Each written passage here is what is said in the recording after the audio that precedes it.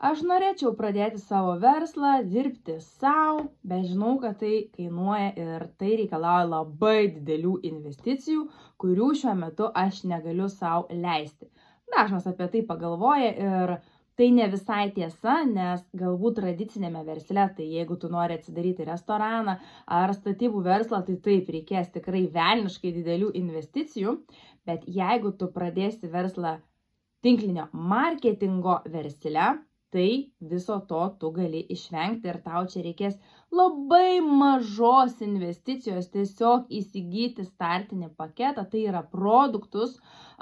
kuriuos tu pats vartosi ir kurie tau bus kaip darbo įrankis ir nuo pat pirmos registracijos dienos tu jau gali pardavinėti produktus ar kviesti žmonės į savo komandą ir taip užsidirbti papildomas pajamas.